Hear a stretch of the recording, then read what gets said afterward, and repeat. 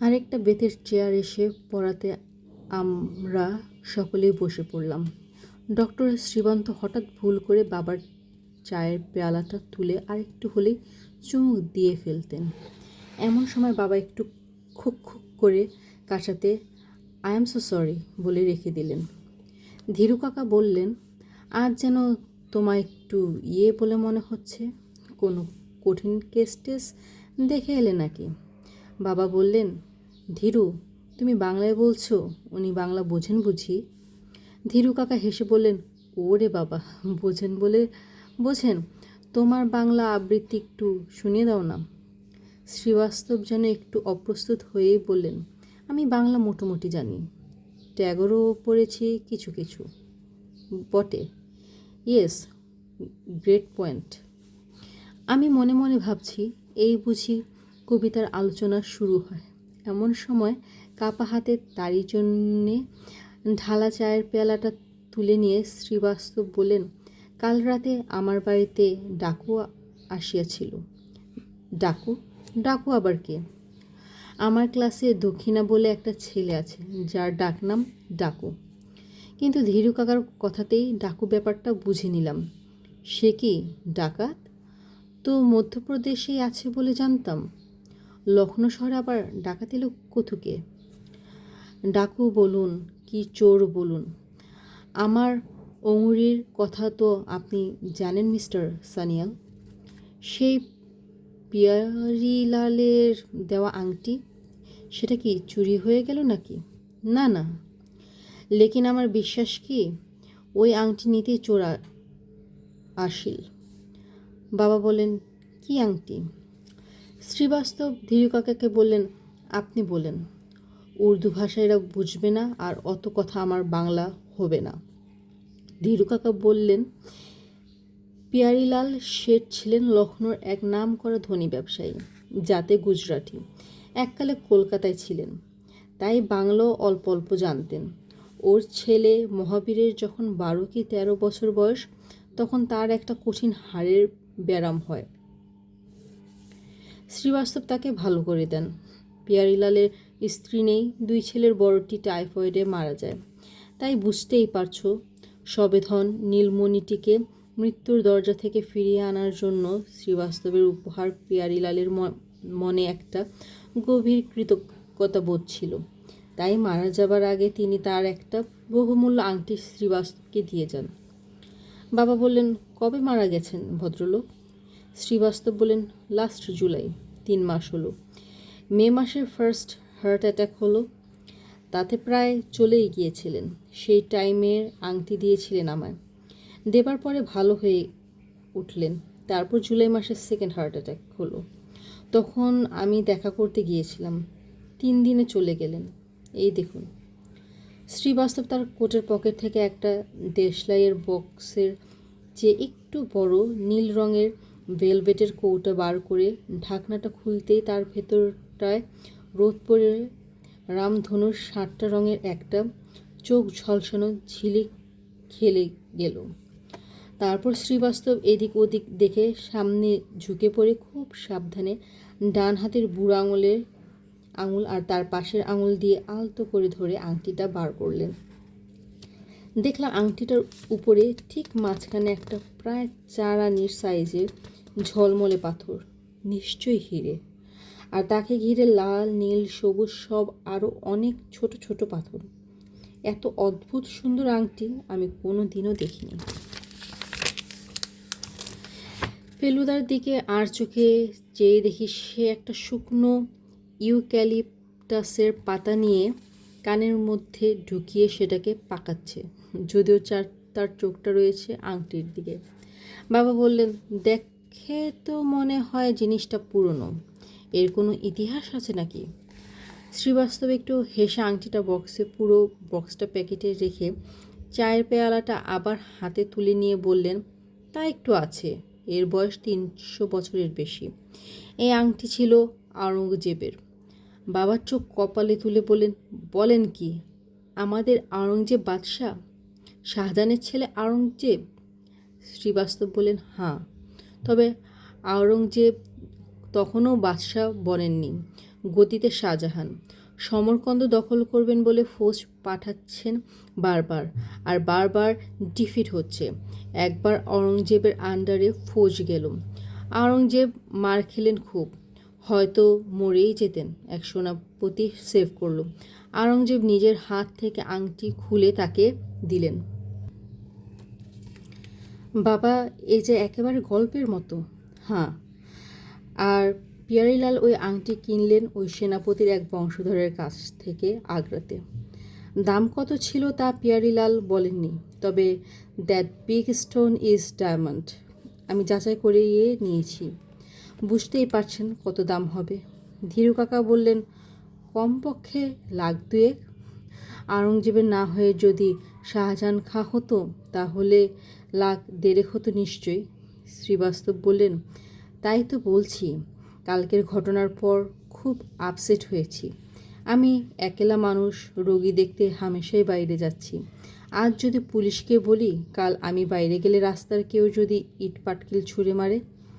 একবার ভেবেছিলাম কি কোনো ব্যাংকে রেখেই দেই, তারপর ভাবলাম এত সুন্দর জিনিস বন্ধুবান্ধবকে দেখিয়েও আনন্দ, ও জন্যেই তো রেখে দিলাম নিজের কাছে। ধীরু কাকা বললেন, অনেককে দেখিয়েছেন আংটি? মাত্র 3 মাস হলো তো পেলাম, আর আমার বাড়িতে খুব বেশি কেউ আসে না। যারা এলেন বন্ধুলোক, ভদ্রলোক, তাদেরই দেখিয়েছি। সন্ধ্যা হয়ে এসেছে। ইউক্যালিপটাসের মাথায় একটু রোদ লেগে আছে, তাও বেশিক্ষণ থাকবে না। শ্রীবাস্তবকে দেখেছিলাম কিছুতে স্থির হয়ে বসে থাকতে পারছিলেন না। ধীরু কাকা বললেন, চলুন ভিতরে গিয়ে বসা যাক, ব্যাপার নিয়ে একটু ভাবা দরকার। আমরা সবাই বাগান ছেড়ে গিয়ে বৈঠকখানায় বসলাম। ফেলুদাকে দেখে মনেই হচ্ছিল না যে ওর এই আংটির ব্যাপারটা একটু ইন্টারেস্টিং লাগছে। ও সোফাতে বসেই পকেট থেকে তাসের প্যাকেট বার করে হাত সাফাই প্র্যাকটিস করতে লাগলো। বাবা এমনিতেই বেশি কথা বলেন না, কিন্তু যখন বলেন তখন বেশ ভেবেচিন্তে ঠান্ডা মাথায় বলেন। বাবা বললেন, আচ্ছা, আপনি কেন ভাবছেন যে আপনার ওই আংটিটা নিতেই ওরা এসেছিল? আপনার অন্য কোনো জিনিস চুরি যায়নি? এমনও তো হতে পারে যে ওরা সাধারণ চোর টাকা কড়ি নিতেই এসেছিল। শ্রীবাস্তব বললেন, ব্যাপার কি বলি, বনবিহারী বাবু আছেন বলে এমনিতেই আমাদের পাড়ার চোর টোর আসে না।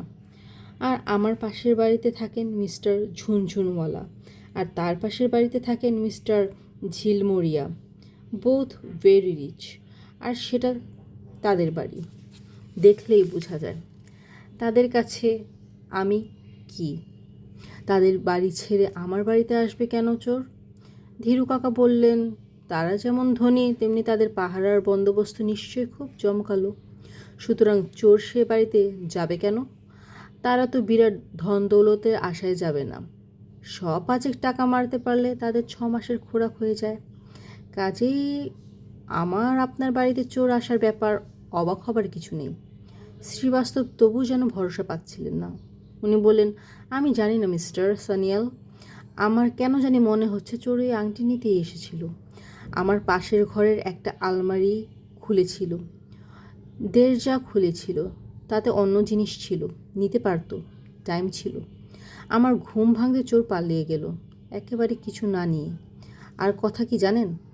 শ্রীবাস্তব হঠাৎ থামলেন, তারপর ভ্রুকুটি করে কিছুক্ষণ ভেবে বললেন, পিয়ারীলাল যখন আমাকে আংটি দিয়েছিলেন তখন মনে হলো কি উনি আংটি নিজের বাড়িতে রাখতে চাইলেন না, তাই আমাকে দিয়ে দিলেন।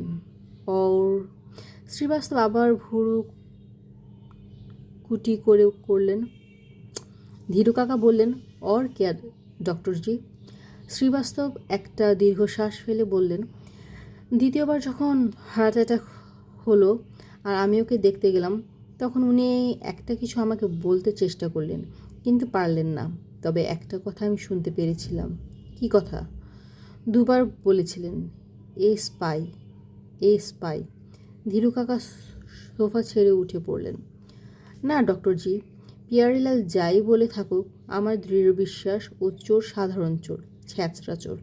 আপনি বোধহয় জানেন না, ব্যারিস্টার ভূদেব মিত্তরের বাড়িতেও রিসেন্টলি চুরি হয়েছে। একটা আস্ত রেডিও আর কিছু রূপোর বাসনকোসন নিয়ে গেছে।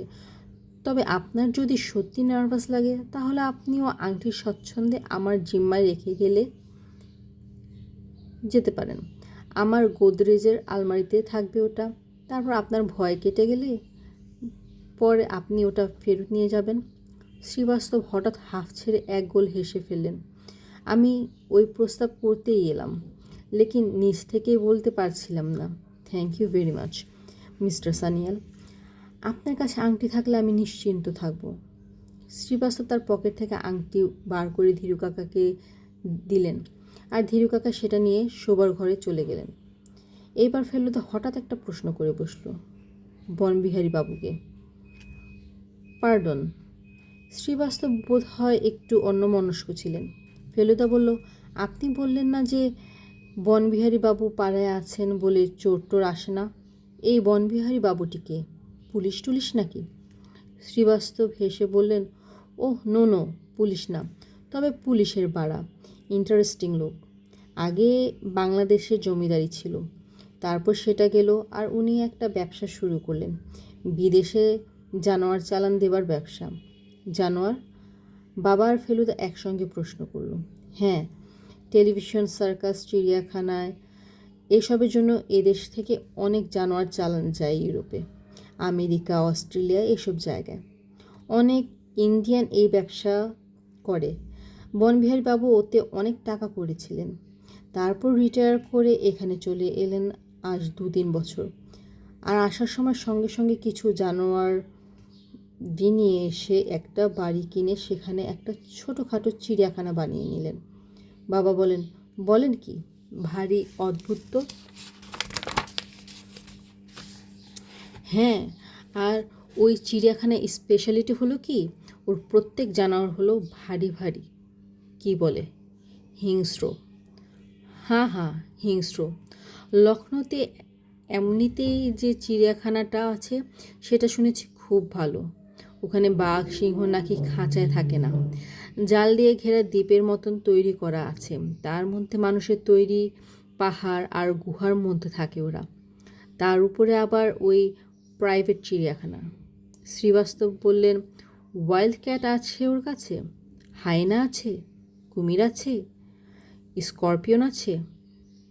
আওয়াজ শোনা যায়, চোর আসবে কি করে? এরপর আমি যেটা জিজ্ঞেস করতে যাচ্ছিলাম, ফেলুদা আমার আগেই সেটা জিজ্ঞেস করে ফেলল। চিড়িয়াখানাটা একবার দেখা যায় না? ধীরু কাকা ঠিক এই সময় ঘরে ফিরে এসে বললেন, সে তো খুব সহজ ব্যাপার, যে কোনো দিন গেলেই হয়। উনি মানুষটা মোটেই হিংস্র নন। শ্রীবাস্তব উঠে পড়লেন, বললেন, লাটুর রোডে আমার এক পেশেন্ট আছে, আমি চলি। নাইট আর ধীরু কাকাকে আবার ধন্যবাদ জানিয়ে ওর ফিয়াট গাড়িতে উঠে চলে গেলেন। বাবা আর ধীরু কাকা বাড়ির দিকে রওনা দিলেন। ফেলুদা সবে একটা সিগারেট ধরাতে যাচ্ছে, এমন সময় হুশ করে একটা কালো গাড়ি আমাদের সামনে দিয়ে শ্রীবাস্তবের গাড়ির দিকে চলে গেল। ফেলুদা বলল, স্ট্যান্ডার্ড হেরাল্ড। নাম্বারটা মিস করে গেলাম। আমি বললাম, নম্বর দিয়ে কি করবে? মনে হলো শ্রীবাস্তবকে ফলো করছে। রাস্তায় ওদিকটা কেমন অন্ধকার দেখছিস? ওইখানে গাড়িটা ওয়েট করছিল, আমাদের গেটের সামনে গিয়ার চেঞ্জ করলো, দেখলি না? এই বলি ফেলুদা রাস্তা থেকে বাড়ির দিকে ঘুরল। বাড়ির গেট থেকে প্রায় 50 গজ দূর। আমরা আন্দাজ করেছি, কেননা আমি স্কুল থেকে অনেকবার 100 ইয়ার্স দৌড়িয়েছি।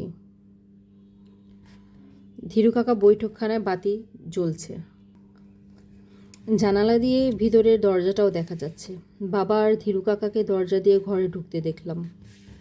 ফেলুদা দেখি হঠাৎ থমকে দাঁড়িয়ে সেই জানালার দিকে দেখছে। ওর চোখ, ভ্রুকটি আর দাঁত দিয়ে ঠোঁট কামড়ানোর ভাবটা দেখে বুঝলাম ও চিন্তিত। জানিস তোপসে, আমার ডাকনাম কিন্তু আসলে ওটা নয়। ফেলুদা তপেশ থেকে তোপসে করে নিয়েছে। আমি বললাম, কি? আমি থাকতে এই ভুলটা হবার কোনো মানে হয় না। কি ভুল? ওই জানালাটা বন্ধ করে দেওয়া উচিত ছিল। গেট থেকে জানালা দিয়ে ঘরের ভিতরটা পরিষ্কার দেখা যাচ্ছে। ইলেকট্রিক লাইট হলে তাও বা কথা ছিল, কিন্তু তোর কাকা আবার লাগিয়েছে ফ্লুয়েরেসেন্ট। তাতে কি হয়েছে? তোর বাবাকে দেখতে পাচ্ছিস? শুধু মাথাটা। উনি যে চেয়ারে বসে আছেন, ওই চেয়ার 10 মিনিট আগে কে বসেছিল? ডক্টর শ্রীবাস্তব, আংটির কৌটাটা তোর বাবাকে দেওয়ার সময় উনি উঠে দাঁড়িয়েছিল মনে পড়ে? এর মধ্যেই ভুলে যাব। সেই সময় এই গেটের কাছে কেউ থেকে থাকলে তার পক্ষে ঘটনাটা দেখে ফেলা অসম্ভব নয়। এই রে, কিন্তু কেউ যে ছিল সেটা তুমি ভাবছো কেন? ফেলুদা নিচু হয়ে নুড়ি পাথরের উপর থেকে একটা ছোট্ট জিনিস তুলে আমার দিকে এগিয়ে দিল। হাতে নিয়ে দেখলাম সেটা একটা সিগারেটের টুকরো। মুখটা ভালো করে লক্ষ্য কর। আমি সিগারেটের চোখে খুব কাছে নিয়ে এলাম আর রাস্তার ল্যাম্পের অল্প আলোতেই যা দেখবার সেটা দেখে নিলাম। ফেলুদা হাত বাড়িয়ে সিগারেটটা ফেরত নিল। কি দেখলি? চারমিনার, আর যে লোকটা খাচ্ছিল তার মুখে পান ছিল, তাই পানের দাগ লেগে আছে। ভেরি গুড, চ ভিতরে চ। রাতে শোবার আগে ফেলুদা ধীরু কাকার কাছ থেকে আংটিটা চেয়ে নিয়ে সেটা আরেকবার ভালো করে দেখে নিল। ওর যে পাথর সম্বন্ধে এত জ্ঞান ছিল সেটা আমরা জানতাম না। ল্যাম্পের আলোতে আংটিটা ধরে সেটাকে ঘুরিয়ে ঘুরিয়ে বলতে লাগলো, এই যে নীল নীল পাথরগুলো দেখছিস, এগুলো বলে স্যাফায়ার, যার বাংলা নাম নীলকান্তমণি। লালগুলো হচ্ছে চুনি অর্থাৎ রুবি, আর সবুজগুলো পান্না এমারেল্ড। অন্যগুলি যতদূর মনে হচ্ছে পোখরাজ, যার ইংরেজি নাম টোপ্যাজ। তবে আসলে দেখবার জিনিস হলো মাঝখানে ওই হিরেটা। এমন হিরে হাত ধরে দেখার সৌভাগ্য সকলের হয় না। তারপর ফেলুদা আংটিটা বাঁ হাতের করে আঙুলের পাশের আঙুল পরে বলল, আওরঙ্গজেবের আঙুল আর আমার আঙুলের সাইজ মিলে যাচ্ছে, দেখছিস?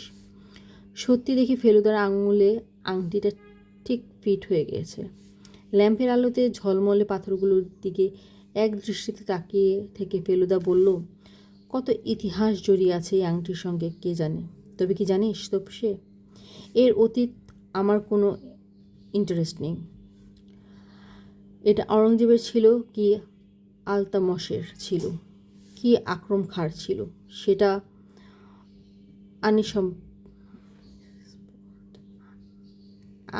আনইম্পর্টেন্ট। আমাদের জানতে হবে এর ভিতরের ভবিষ্যৎটা কী, আর বর্তমানে কোনো বাবাজি সত্যি করে এর পেছনে লেগেছেন কি না। আর যদি লেগে থাকেন তবে তিনি কে এবং তার কেন এই দুঃসাহস।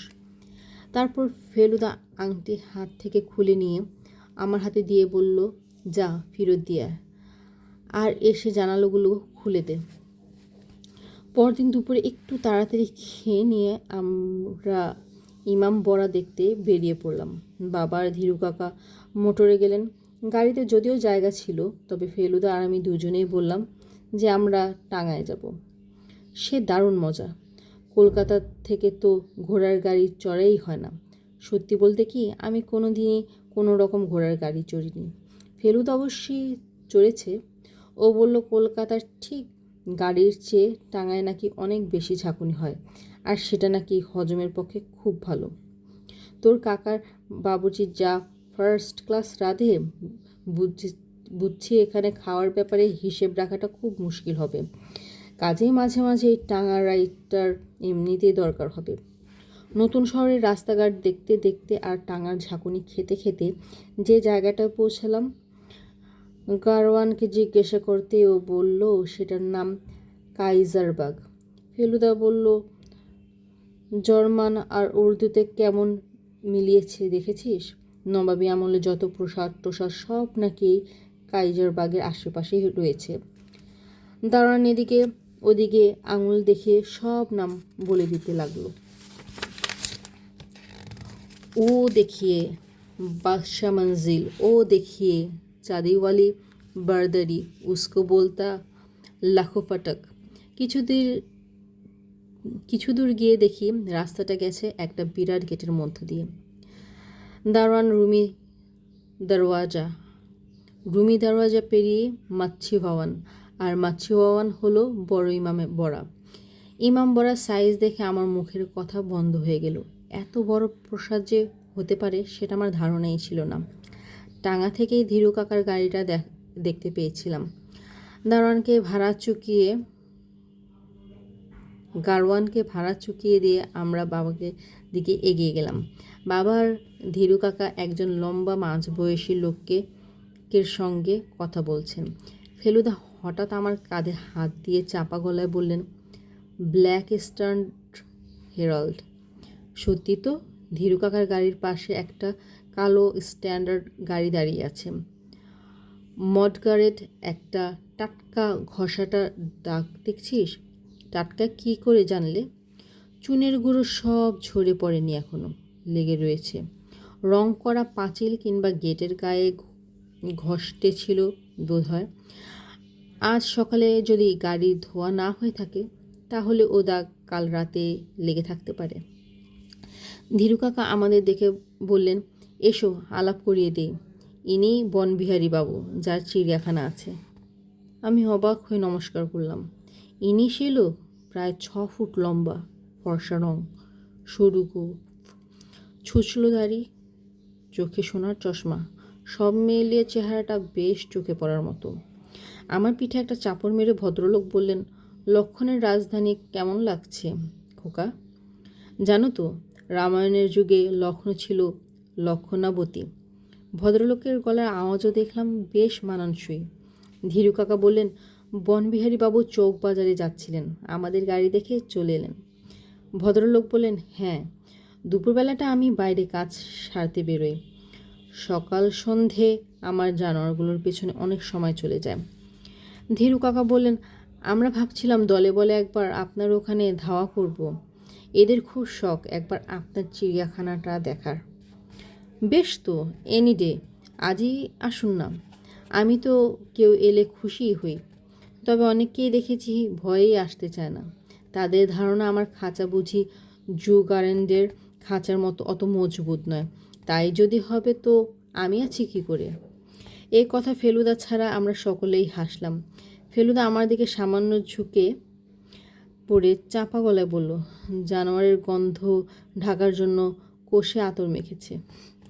স্ট্যান্ডার্ড গাড়িটা দেখলাম বনবিহারী বাবুর নয়, কারণ তিনি তার পাশের একটা নীল অ্যাম্বাসেডর গাড়ি থেকে তার ড্রাইভারকে ডেকে তার হাতে দুটো চিঠি দিয়ে বললেন ডাকবক্সে ফেলে দিয়ে আসতে। তারপর আমাদের দিকে ফিরে বললেন, আপনারা ইমামবাড়া দেখবেন তো? তারপরেই না হয় সোজা চলে যাব আমার ওখানে। ধীরু কাকা বললেন, তাহলে আপনিও ভিতরে আসছেন আমাদের সঙ্গে? চলুন না, নবাবের কীর্তিটা দেখে নেওয়া যাক। সেই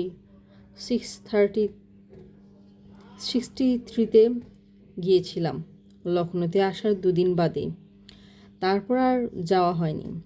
গেট দিয়ে ঢুকে একটা বিরাট চত্বরের উপর দিয়ে প্রসাদের দিকে হাঁটতে হাঁটতে বনবিহারী বাবু বললেন, 200 বছর আগে নবাব আসাফউদ্দৌলা তৈরি করেছিলেন এই প্রসাদ।